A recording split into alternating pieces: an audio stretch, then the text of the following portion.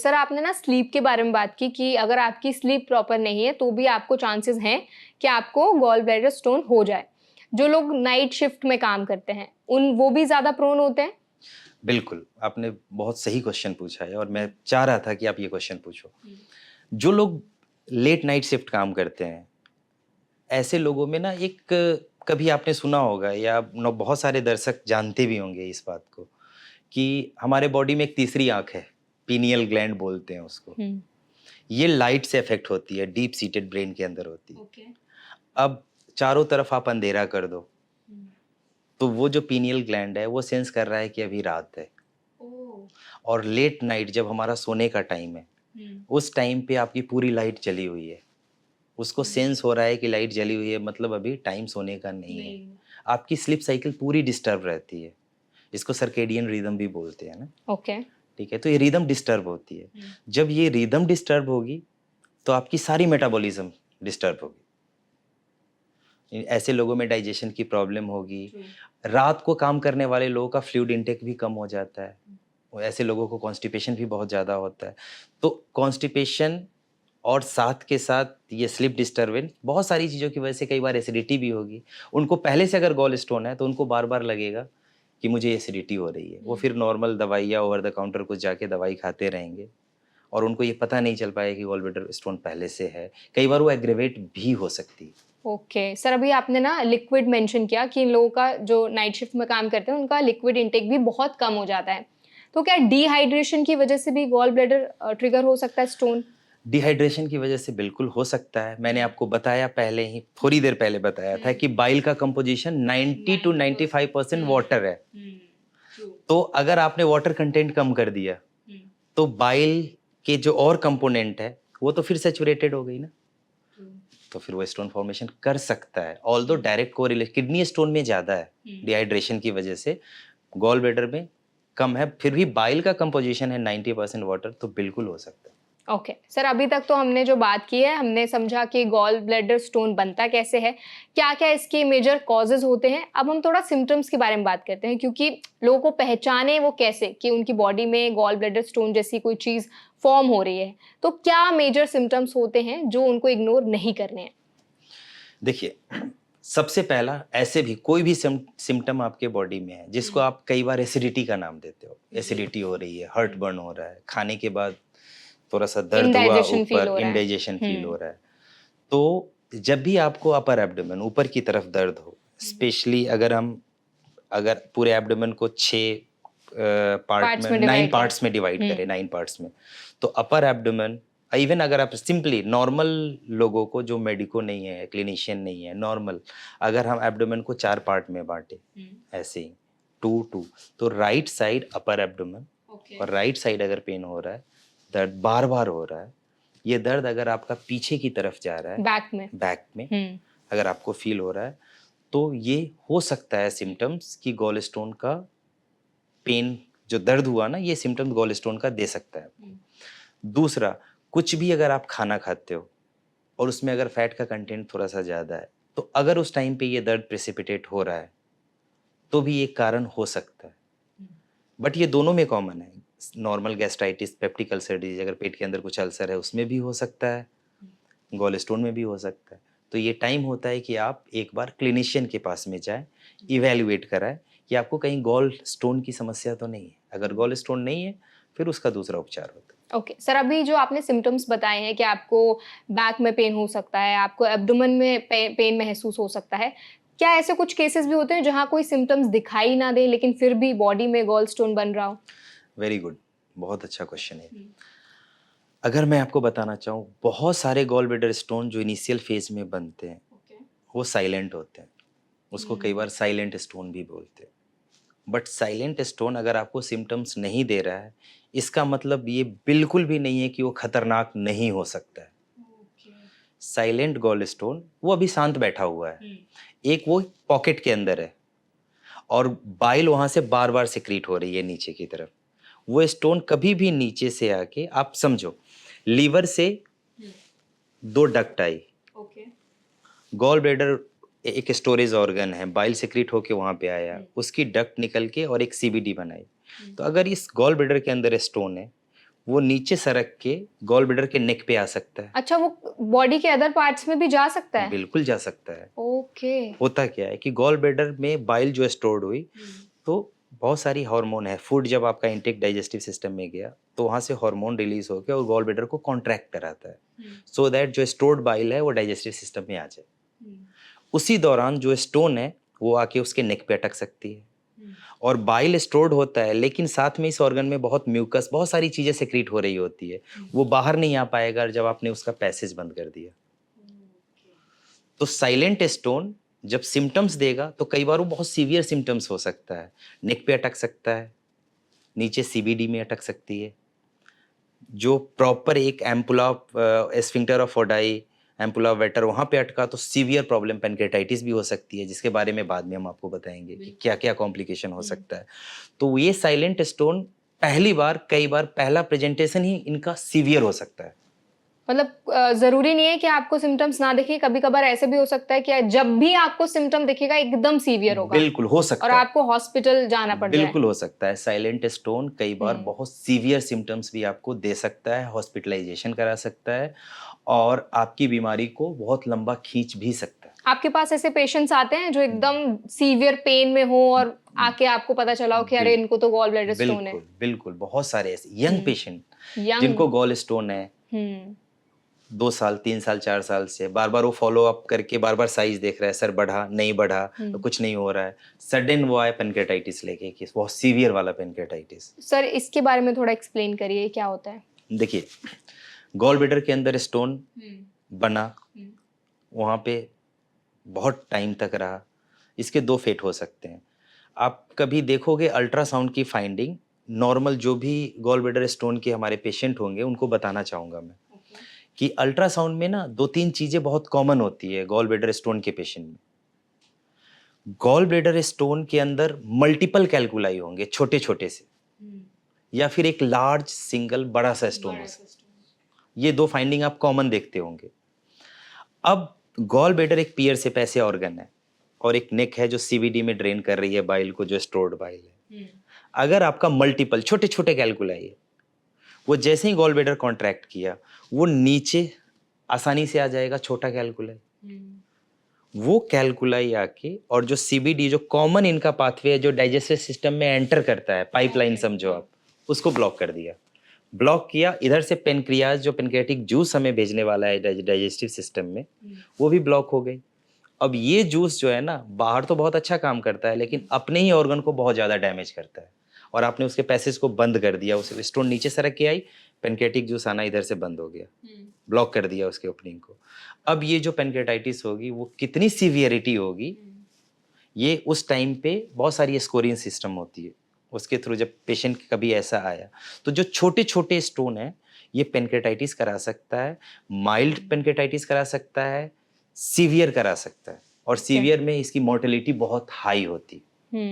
तो सर जैसे हम अगर स्टोन्स की बात करें तो एक तो गॉल ब्लैडर स्टोन भी होता है और किडनी में भी स्टोन्स होते हैं, क्या ऐसा भी होता है कि दोनों एक साथ में पेशेंट में हो जाए कि किडनी में भी स्टोन हो गया और गॉल ब्लैडर में भी स्टोन हो गया? ये बहुत सारे ऐसे पेशेंट मेरे पास में आते हैं। अच्छा।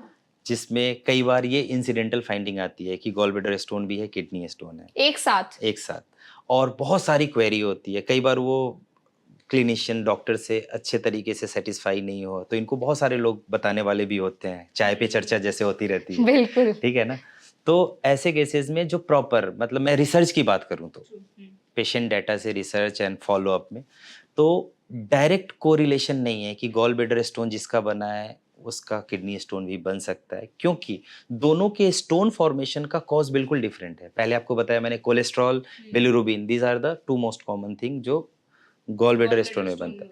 यहाँ किडनी में मैक्सिमम स्टोन जो बनता है कैल्शियम ऑक्सलेट स्टोन्स होते हैं, और भी स्टोन्स है बट कैल्शियम। तो दोनों की कंपोजिशन अलग है, फिजियोलॉजी लगभग अलग है, कॉजेस भी अलग है। हाँ, तो इंसिडेंटल फाइंडिंग में हो सकता है, बट जिसको गॉल ब्लैडर स्टोन है उसको किडनी स्टोन बनने के चांसेस हैं, ऐसा नहीं।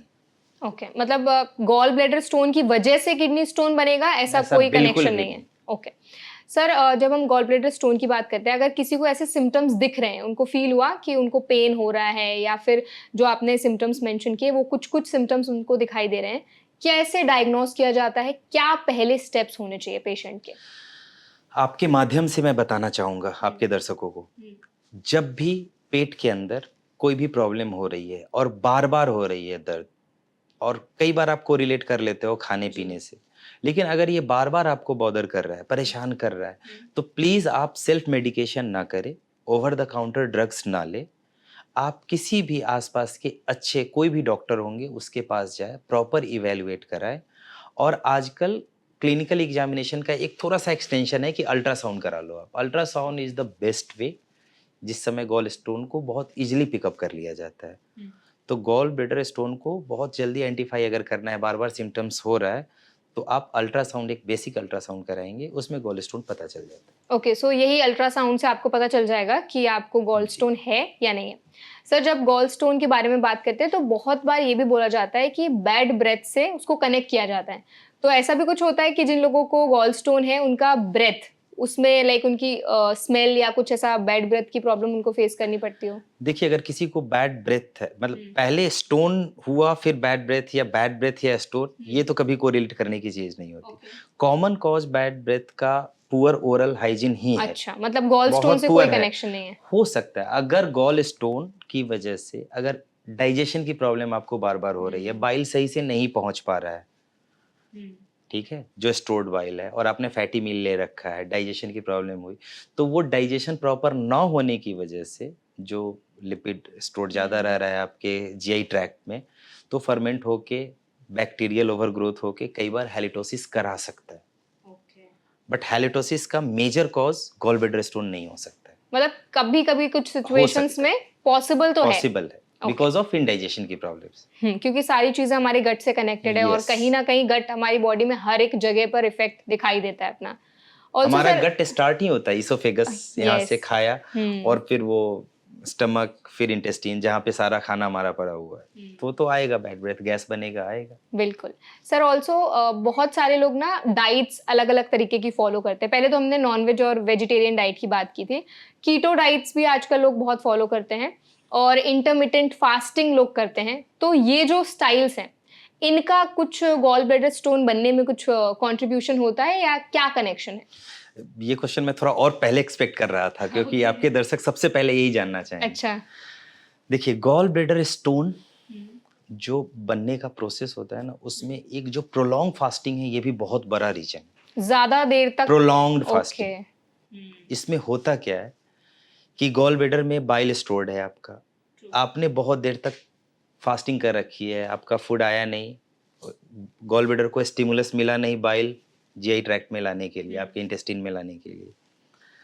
तो गॉल ब्लैडर की स्टेसिस हो गई, बाइल की स्टेसिस हो गई गॉल ब्लैडर के अंदर, ठीक है? और फिर जैसे ही आपने फास्टिंग तोड़ी, अच्छे से खाना खाया आपने, फिर उस समय गॉल ब्लैडर की फास्ट एम्प्टिंग हुई। तो इस समय अगर आपकी बाइल सैचुरेटेड है, सुपर सैचुरेटेड है, इमीडिएट वो प्रेसिपिटेट होके स्टोन बनाने के चांसेस मतलब बढ़ बढ़ जाते जाते हैं। हैं। तो prolong fasting can be a reason, मतलब एक एक रीज़न हो सकता है गॉल स्टोन बनने का आपका। दूसरा, कीटो डाइट की बात आपने करी, तो ओवरऑल अगर आपका एनर्जी इंटेक ज़्यादा है, कैलोरी आजकल आप देखते होंगे रेस्टोरेंट में जाते हैं ना, तो आपके मेन्यू के साइड में प्राइस ना लिख के कैलोरी ज़्यादा लिखा हुआ रहता है किसी हाँ, भी अच्छे में। बहुत ये कॉमन है। रिसेंट ट्रेंड है। हुँ। वो ये कहीं न कहीं अवेयरनेस लोगों में फैलाने की चीज़ है कि आप कार्बोहाइड्रेट ज़्यादा लो, प्रोटीन ज़्यादा लो, फैट ज़्यादा लो या कुछ भी लो, ये उतना मैटर करे ना करे जितना आपका कैलोरी इंटेक मैटर करता है। तो कैलोरी अगर आप बहुत ज़्यादा लोगे, उसकी उसका कंजप्शन हमारे बॉडी में नहीं होगा। तो ये सारी चीज़ें फाइनली स्टोर्ड ही होगी और ये कहीं न कहीं गॉल स्टोन में भी फॉर्मेशन में हेल्प करेगा। सर आपने बताया था कि गॉल ब्लैडर में जो स्टोन बनते हैं, छोटे-छोटे भी बन सकते हैं और एक बड़ा स्टोन भी बन सकता है। क्या मैक्सिमम साइज़ हो सकता है? कितना बड़ा स्टोन हो सकता है गॉल ब्लैडर में? जितना बड़ा गॉल ब्लैडर का साइज़ है, उतना बड़ा स्टोन बन सकता है। तो सर वो फटेगा नहीं अगर वो इतना बड़ा हो जाएगा? छोटा गॉल ब्लैडर मैंने आपको बताया कि अगर छोटा स्टोन है, तो वो नीचे किसी और ऑर्गन में, कॉमन बाइल डक्ट में जा सकता है, कोलेंजाइटिस करा सकता है, जिसमें पेशेंट को जॉन्डिस हो सकता है, फीवर, और कई बार पेशेंट सेप्टिसीमिया, मतलब पूरे ब्लड में, कई बार बोलते हैं पूरे ब्लड में इन्फेक्शन हो गया है। कई बार हमारे पास में पेशेंट आते हैं बोल के ब्लड में इन्फेक्शन फैल गया है।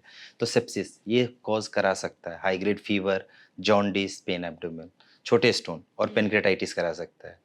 जब साइज बड़ा हो जाए तो ये छोटे से नेक के थ्रू सीवीडी में कई बार नहीं पहुंचता है, तो ये दो काम कर सकता है, या तो गॉल ब्लैडर को वहां से फाड़ दे, सीधी सी बात, और जो आसपास ऑर्गन है उसके अंदर एंटर कर जाए, जिसको इंटरनल फिस्टुलेशन बोलते हैं, फिस्टुला बन गया। मतलब गॉल ब्लैडर के पास में छोटी आंत है, स्टमक है, ट्रांसवर्स कोलोन है, कई सारी ऑर्गन है, ये वहां पे जाके इन्फिल्ट्रेट कर सकती है।